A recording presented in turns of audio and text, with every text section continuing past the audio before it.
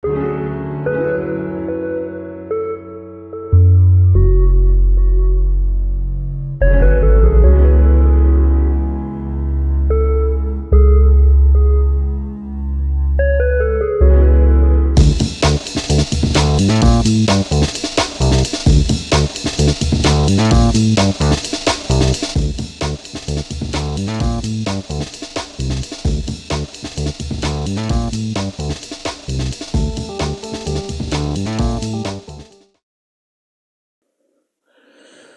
что ж, вот так вот незаметно подкралось 21 января 2026 года, среда.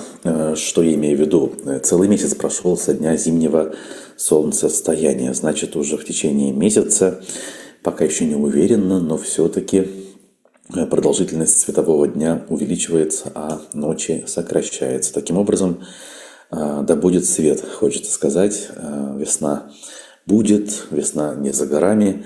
Соответственно, есть всегда оптимизм, есть место оптимизму в нашей жизни, хотя бы в таких вопросах. Поэтому здравствуйте, друзья! Очередной выпуск «Аспектов Башкортостан» в прямом эфире нашего YouTube-канала и наших других аккаунтов в социальных сетях. Поэтому всякий раз напоминаю, что на «Аспекты» нужно быть подписанными везде. Не только в Ютубе, но и в Телеграм-канале, в Инстаграме, в ТикТоке, во всех зарубежных социальных сетях, которые, как правило, заблокированы на территории России, но продолжают быть доступными для тех, кто не согласен с происходящим и готов предпринимать шаги, чтобы эту самую цензуру обходить по мере возможностей. Если уж про погоду говорить, минус 12 вроде как текущая температура в Уфе. В ближайшие дни, точнее ночи, ожидаются довольно-таки низкие температуры, до минус 30, и вновь морозы обещают. Но если верить долгосрочному прогнозу, то через 1,5 недели, к следующей пятнице, ожидается первая оттепель за все время наступившей зимы. То есть плюсовая температура с таянием снега, слякотью и водой. Вот, поэтому пишите, что вы на эту тему думаете, какие у вас на эту тему наблюдения. Чат потихонечку оживает, это то, что требуется нам всякий раз. Вот, ну а я сразу же скажу, что сегодня у нас наконец состоится первая программа «Аспекты мнений» в наступившем году. Журналист и теперь политический деятель Разиф Абдуллин будет в гостях нашего эфира. Эфир планируется в 14 часов по уфимскому времени. Поэтому, друзья, будьте с нами, поддержите наше начинание в прямом эфире. Вы нам очень нужны в моменте своими лайками и своими вопросами. Вы сделаете эту встречу наиболее востребованный и интересный. Вот. Ну а я перейду к новостям в стране и в мире по итогам дня вчерашнего. В Киеве без электричества остаются более 1 миллиона человек. Еще свыше 4000 многоквартирных домов без отопления, сообщил президент Украины Владимир Зеленский. Во вторник Россия нанесла массированный удар с применением ракет и ударных дронов. Были поражены объекты критической инфраструктуры. По данным мэра Киева Виталия Кличко, в большинстве домов, оставшихся без тепла, накануне восстановили отопление после почти 2-недельного отсутствия из-за обстрелов в начале января. Вот так вот у нас российская армия уничтожает инфраструктуру, которая обеспечивает жизнь обычных людей, в том числе больных, беременных, малолетних, самых разных, сами понимаете. Кстати, очень хорошо об этом передает с места Ростислав Мурзагулов в моменты, когда у него есть возможность что-то снять, когда у него есть интернет, он публикует фото-видео о том, как выглядит город, как выглядит жилище и как в этих условиях люди вынуждены выживать. Вот она, самая вопиющая и красноречивая ложь кремлевских не только пропагандистов, но и всех, кто имеет к этому отношение. Мне кажется, вот этого одного примера достаточно для того, чтобы понять, что вся эта война ужасна, абсурдна и не имеет ничего общего со здравым смыслом. На заводах корпорации Renault во Франции начнется производство дронов для Украины, пишет Financial Times. По данным издания, автоконцерн заключил соглашение с Министерством обороны Франции по просьбе правительства. Детали проекта пока не раскрываются. Ранее президент Украины Зеленский объявил о создании антидронового купола и заявил о пересмотре подходов к применению систем ПВО на фоне ежедневных атак беспилотников. А вот это обнадеживает. Также президент Украины Владимир Зеленский заявил, что не поедет на Всемирный экономический форум в Давосе из-за продолжающихся российских ударов. В комментарии РБК Украина он сказал, что в нынешней ситуации выбирает страну, а не участие в экономических форумах.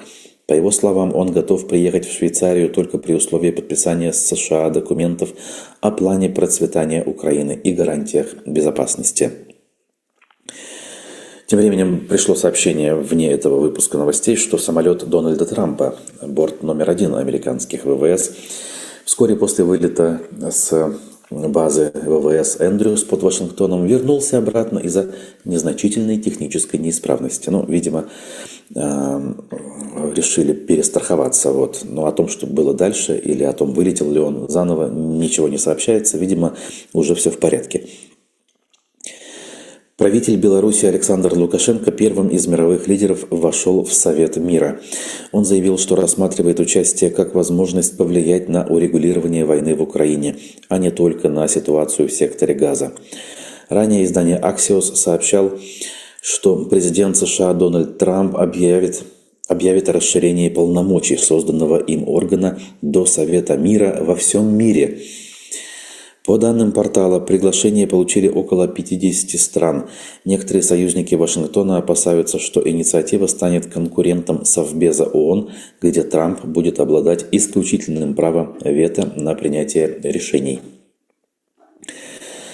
Президент Франции Эммануэль Макрон обвинил США в попытках ослабить и подчинить Европу. Как передает AFP, выступая на Всемирном экономическом форуме в Давосе, Макрон заявил о сдвиге к миру без правил, где усиливается беспощадная конкуренция. Его слова прозвучали на фоне обострения отношений между США и европейскими странами из-за угроз введения новых пошлин и дискуссий вокруг статуса Гренландии. Премьер-министр острова ЕС Фредерик Нильсен призвал жителей иметь запас продуктов как минимум на 5 дней, отметив, что риск силового давления со стороны США, хотя и невысок, полностью исключать его нельзя. Второй этап торгов по продаже московского аэропорта Домодедово может пройти на этой неделе, сообщает газета «Ведомости» со ссылкой на источники. По их данным, торги планируется провести в форме голландского аукциона с понижением цены до первой заявки. Предыдущий аукцион был признан несостоявшимся, передает ТАСС. Единственного претендента, владельца автомоек из Чечни Евгения Богатова, не допустили из-за проблем с документами. Аэропорт национализировали в июне прошлого года. По информации издания The Bell, интерес к участию в торгах проявляли приближенные к Кремлю бизнесмены Аркадий Ротенберг, Виктор Виксельберг и Олег Дерипаска. В Москве впервые ни один представитель партии «Яблоко» не вошел в состав 127 столичных территориальных избирательных комиссий, сообщила пресс-служба партии. Само решение избирком принял еще в декабре, но только накануне стали известны подробности. Среди причин отказа названы отсутствие у «Яблока» фракции в Госдуме и недостаточный опыт кандидатов, при том, что в состав комиссии ранее были приняты представители непарламентских партий «Зеленая альтернатива» и «Коммунисты России». Предыдущий отбор такого рода состоялся в 2020 году. Тогда представители «Яблока» попали аж в 44 комиссии. По-моему, очень красноречивые данные в последней новости о том, как Кремль удивительным образом, боится партию «Яблоко» за ее антивоенную позицию и планирует ликвидировать, видимо, со временем. А пока как минимум не допустить до участия в выборах. Ту самую партию, которая с 2003 года как минимум ходит в аутсайдерах, не может преодолеть зачастую вот эти барьеры прохождения. А если где-то и преодолевает, то это на региональном уровне. В общем, партия «Аутсайдер» на сегодняшний день кажется серьезным риском. Хотя, опять-таки, говорить о том, что она где-то может победить, конечно же, речи нет. Речь лишь идет о том, что отдельные депутаты могут пройти в какие-нибудь парламенты, в Думу в частности, какой-нибудь один, я не знаю, условно Явлинский или Рыбаков, и начать там мутить воду. В условиях выжженного поля тоталитарного режима даже особое мнение, которое никто вокруг не поддержит, уже является фактором риска и дестабилизирующим фактором для режима. Поэтому они, конечно же, готовы сделать все, чтобы партия «Яблоко» на этих выборах не оказалась. Так, ну теперь пришло время обратить внимание на наш чат. Рюрик, Джейсон, Алена, Стобавовна, Наталья, Вадим. Спасибо за ваши первые приветствия. А вот уведомления о трансляции в Ютубе не было, пишет Вадим. Вроде бы с нашей стороны ничего другого не делается. Стандартная трансляция ведется. Почему нет уведомления, конечно же, остается лишь догадываться. Ночью очередная российская ракета С-300 упала под Краснодаром на жилой дом машины. Ну, как говорится, что ж поделаешь. Видимо, так и нужно. Чем больше их будет падать, не долетая до цели, тем лучше. Значит, двигаемся по повестке. Вчера, кстати говоря, завершился прием комментариев, пожеланий граждан под законопроектом об отмене публичных слушаний при строительстве жилья на очередной год. Вот, я смог зайти на этот сайт днем, даже днем по уфимскому времени, но уже, к сожалению, заявки не принимались. Ну, опять же, мы видим, что не более 80 жители республики заинтересовались данным вопросом, зашли на этот сайт и что-то там сделали. Поэтому рассчитывать на то, что чиновникам придется сильно мучиться, работая с общественным мнением, не приходится. Законопроект будет принят, и ситуация, ужасающая, надо сказать, ситуация со строительством будет развиваться в том же плохом направлении. Вот. Ну а коммерческие перевозчики поднимут цены на проезд в автобусах.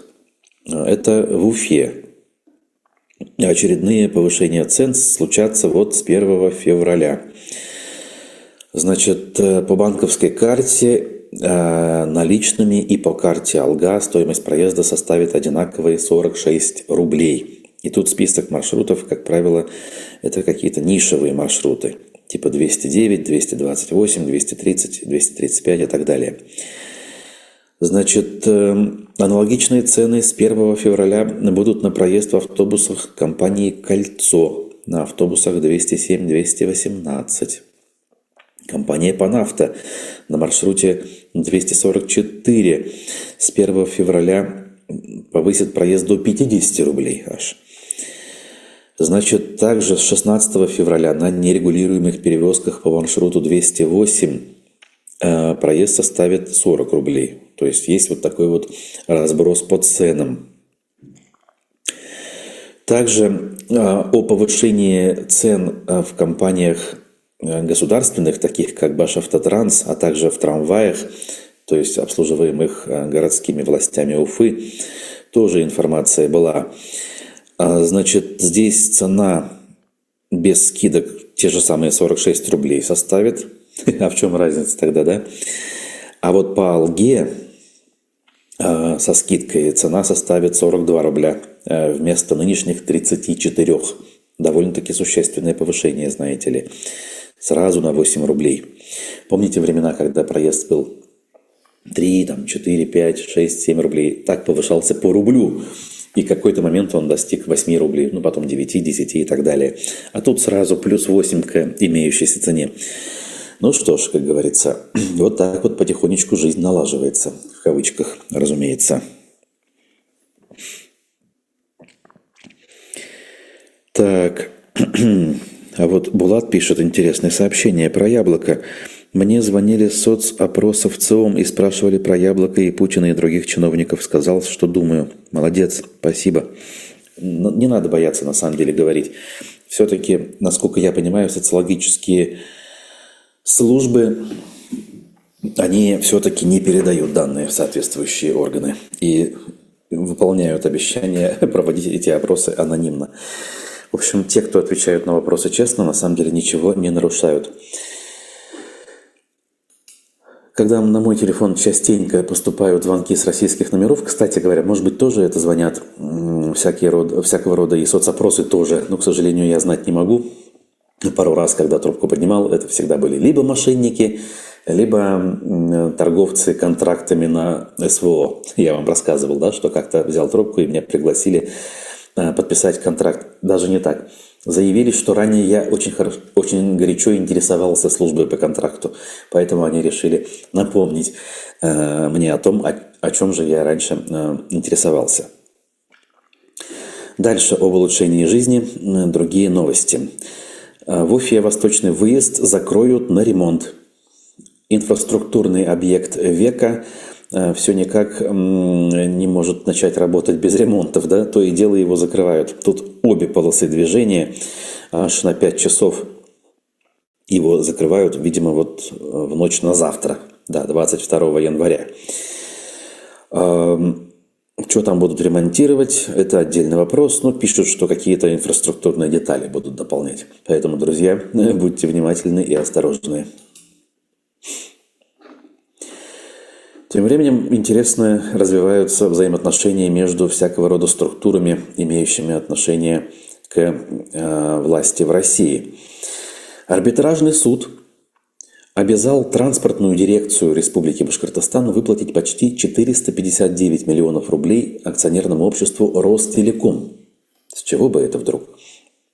Осенью еще 2020 года телеком-компания по госконтракту сдала в аренду дирекции транспортной автоматизированные комплексы весового контроля. Те самые, о которых тогда Хабиров говорил, что же мы их все построили, а они все не работают. И они действительно не работали, я лично за этим наблюдал. В итоге транспортная дирекция, то есть чиновники, или Хабиров, если хотите, виня в проблемах Ростелеком, отказались оплачивать аренду. Но суд встал на сторону компании. Выяснилось, что комплексы перестали функционировать из-за повреждения автомобильных дорог, ремонтировать которые должна была транспортная дирекция. В итоге 500 миллиарда рублей теперь чиновники должны выплатить за предоставленные услуги, которые никакого толку не принесли. Смотрите, весовые контроли должны что делать? Спасать дороги от повреждений. В итоге они не только не спасли дороги от повреждений, но и сами оказались причиной многомиллионных долгов. Какой-то вообще беспросветный круг дебилизма, если что. Я никак это назвать иначе не могу. В итоге вопрос: на сегодняшний день, в начале 2026 года, эти пункты весового контроля работают, интересно? Вот те из вас, кто ездит по дорогам республики, что могут сказать? По-моему, вот в частности на Белорецкой трассе пункт был где-то между Кармаскалинским и Архангельским районами, если я правильно помню, на прямом участке дорог. Вот он вообще функционирует, к примеру. Ну и вообще на всех остальных дорогах тоже подобные объекты строились. В общем, «Коммерсант» подробности хитросплетений этой истории пишет. Ой, как говорится, перспективы туманные, но мне кажется, даже достаточно вот той части, что мы с вами успели обсудить. В общем, рассчитывать на улучшение качества дорог в стране и в республике из-за такого рода дельцов вряд ли приходится в обозримом будущем. Вот. Ну а уфимская мэрия продолжает осваивать деньги, и здесь начали строить тропу здоровья. Очередная тропа, видимо, мало троп у нас. Вот эта новая тропа, которая называется тропой здоровья, объединит берега 3 рек, если верить изданию «Пруфы». Значит, о начале этих самых работ сообщил глава администрации Демского района Иван Иванов. По его словам, подрядчики приступают к реализации первого этапа новой тропы. Прогулочный маршрут пройдет по лесному массиву вдоль Демского шоссе. Иванов Иванов отметил, что проект, которого давно ждали жители района, получил поддержку мэра Ратмира Мавлиева. Вопросы, связанные со строительством и организацией маршрута, обсудили на выездном совещании. То есть, вообще места мне хорошо знакомы. Я в свое время на велосипеде пытался по этим лесам кататься, и к Белой выехать, и вдоль побережья Демы. Испытывал трудности порой, местами были не просто сложные дорожные условия, но и заборы пересекали дорогу. Интересно, конечно, с одной стороны. С другой стороны, насколько это будет востребовано, остается догадываться. А по весне, что будет происходить в сезон высокой воды, наверное, доступа к данному маршруту не будет. Но, опять же, возникнут дополнительные затраты у администрации района на обслуживание данного маршрута, на уборку этого маршрута, например, после весеннего паводка.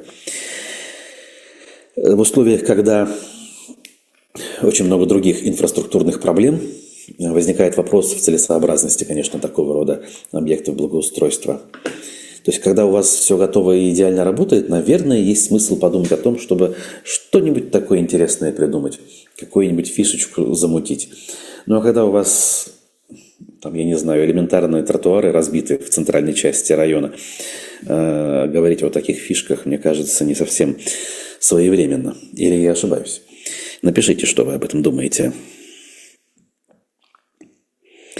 Так, а Алена пишет, что на Белорецкой трассе еще один пункт весового контроля открыли.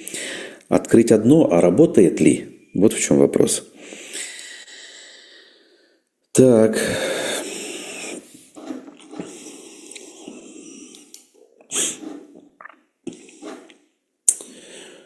Пруфы вышли со статьей. Зачем Татарстан возрождает наследие страны, исчезнувшей 1000 лет назад? И ты сразу задумываешься, боже мой, а какая же страна существовала 1000 лет назад и исчезла? Те же самые 1000 лет назад. Оказывается, они имеют в виду Волжскую Булгарию. И тут возникает вопрос, а как же так? Ничего не перепутали?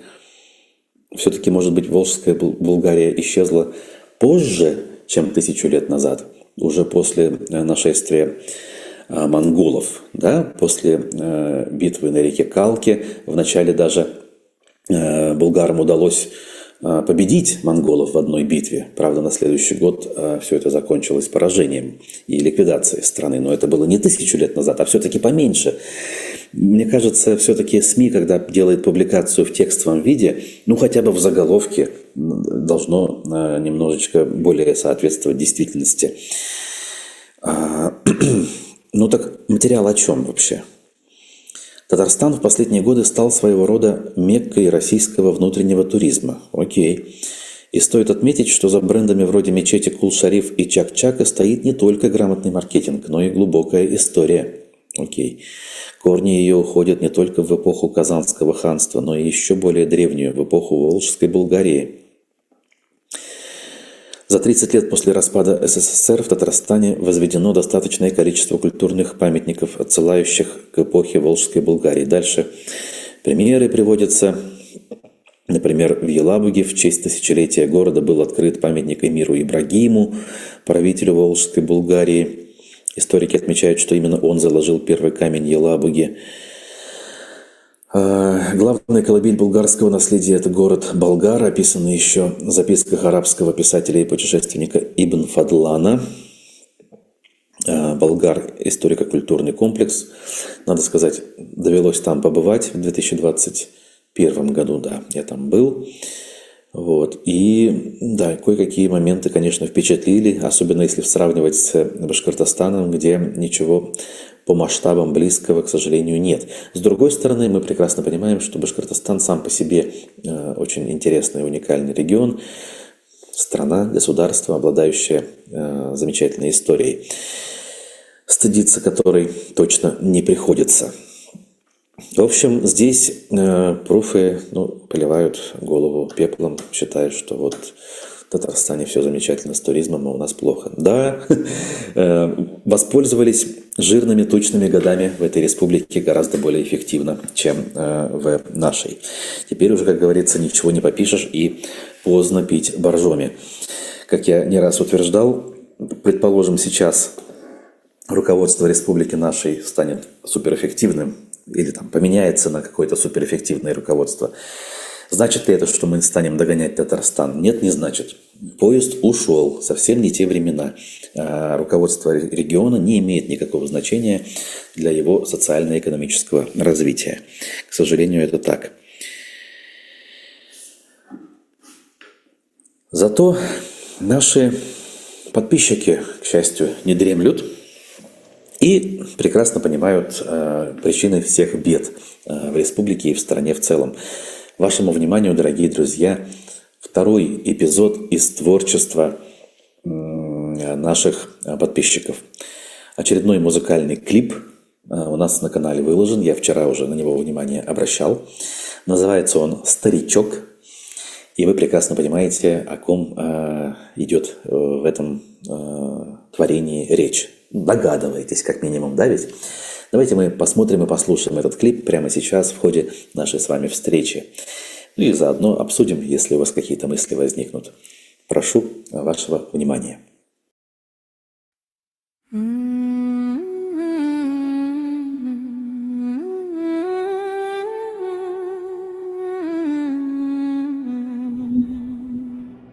Свободу подвесили у нас на крючок. Очень не любит ее старичок. В ногах его теплые тапки, дрожат его старые лапки. Он ценит всесилье, он ценит уют, когда ему в рот дружно все подают. Богатство людишек, секреты, он ценит и лесть, и монеты. Но ночью не может никак он заснуть, боится, что кто-то может столкнуть его с высоты пьедестала. Ведь жизнь неспокойная стала. Измены, иноагенты, для будущих тюрем клиенты. Неясно, кто слева, кто справа, зловещая липкая слава. А вдруг среди прочих моментов, слащавых от лжи комплиментов, найдется без сантиментов, и на меня вдруг управа, когда мыслишка терзает, ничто от нее не спасает. Пусто, неуютно обитель, в которой укрылся властитель.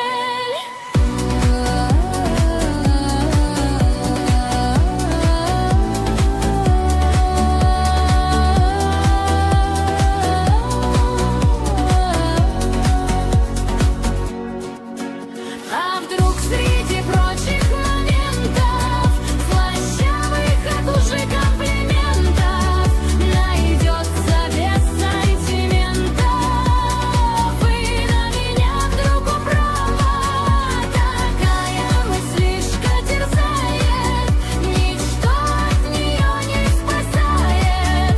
Пусто, неуютно обитель, в которой укрылся властитель.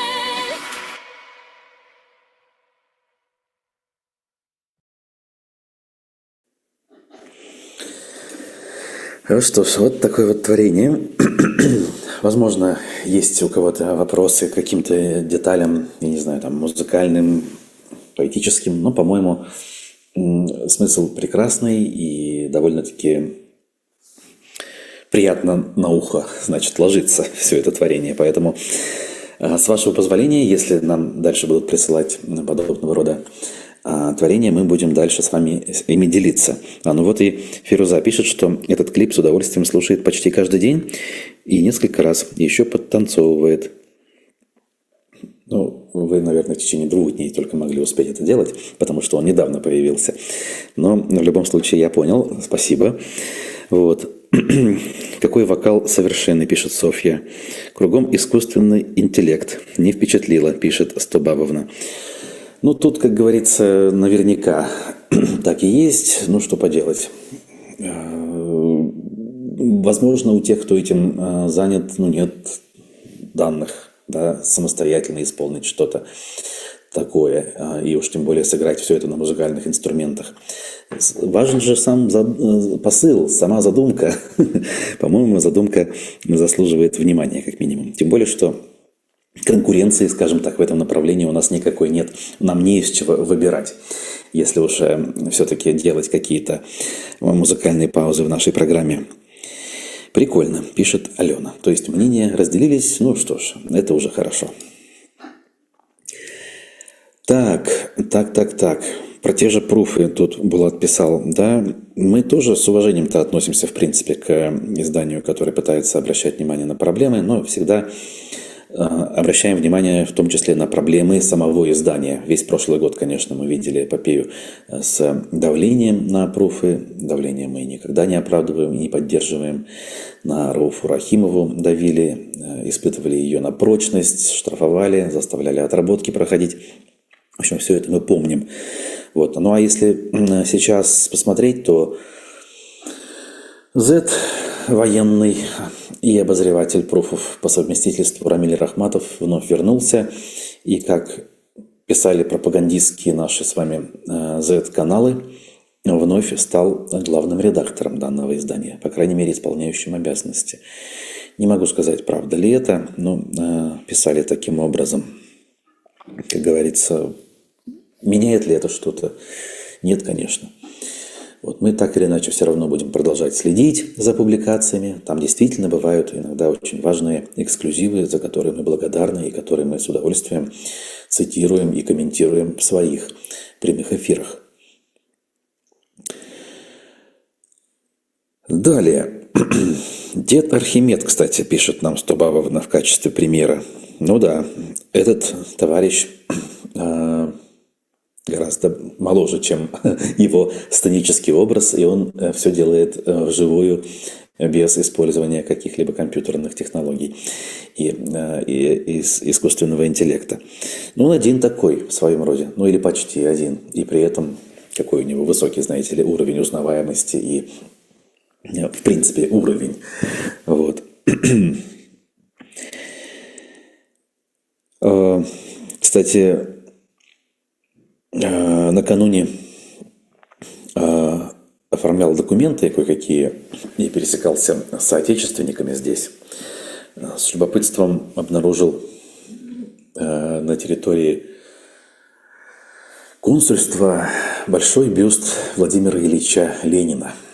И тут же, конечно же, задумался, а вот как вообще, для чего, что они хотят этим сказать? Получается, он как стоял с советских времен, так и стоит, или он был специально поставлен недавно для того, чтобы кому-то на что-то намекнуть или кому-то что-то сказать? Не знаю. В общем, просто факт остается фактом. Ленин на видном месте на территории российского консульства в Берлине стоит и, как говорится, не пылится. Или, наоборот, пылится. Вот. Но я двигаюсь дальше и скажу, чем у нас в республике гордятся на этот час. 100% лесов в Башкирии находятся под космическим мониторингом. Вот так вот. Если вы не знали, если вы хотели что-нибудь не то сделать с башкирскими лесами, то имейте в виду, 100% территории мониторятся из космоса, если верить официальной пропаганде. Руководитель республики Хабиров подчеркнул, что космический мониторинг – важнейший инструмент в арсенале лесных инспекторов. Только за прошлый год система смогла выявить 71 нарушение лесного законодательства. Спутники видят все. Не только работу черных лесорубов, но и нарушения со стороны арендаторов. Работа без деклараций, самовольное занятие участков, рубки с просроченными документами. Теперь любая попытка обойти закон видна как на ладони. Любые нарушения будем немедленно пресекать, виновные понесут ответственность, заявил Хабиров. Вот так вот, опять-таки, если верить, конечно же. Так, ну а вдогонку к творчеству наших подписчиков «Ведомости» пишут: «Искусственный интеллект подарил нам новый жанр песни – партизанская антипутинская эстрада». Вот, видите, под своими именами люди, особенно живущие внутри России или внутри республики, вряд ли осмелились бы записывать что-то подобное. Сложно на это сейчас рассчитывать. После истории с группой Stop Time, с Дианой Логиновой особенно, даже чужие песни исполнять вряд ли кто-то готов будет.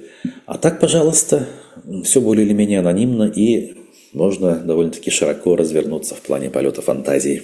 Поэтому, в принципе, наверное, улучшать качество можно, но для начала вполне неплохо, я считаю. Хотя вы можете, конечно же, считать по-разному.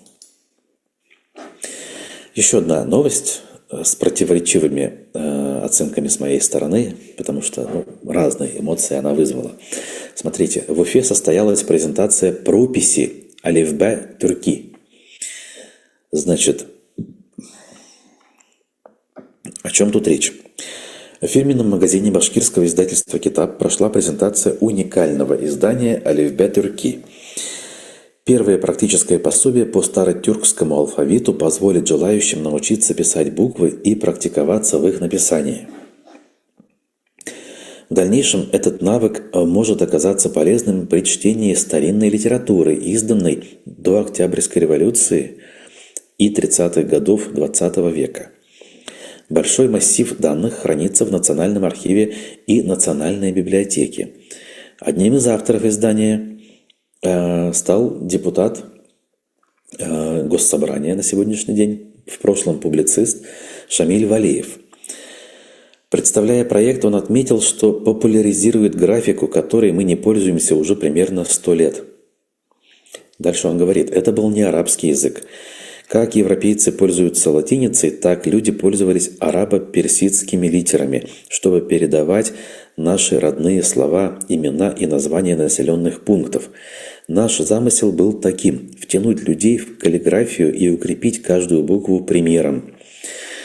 В каждой букве мы подобрали наглядные примеры, полиграфические, из книг начала прошлого века, сосредоточенных в отделе редких изданий, а также палеографические, из метрических записей того же периода.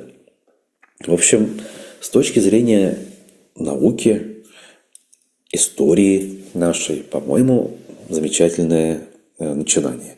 Довольно-таки неожиданное в условиях, опять же, нынешней политической ситуации, да, когда государство уже буквально напрямую, не просто намеками говорит о том, что у нас не может быть никакой самобытности, идентичности, никаких языков, кроме русского, и никакой графики, кроме русской, быть не должно.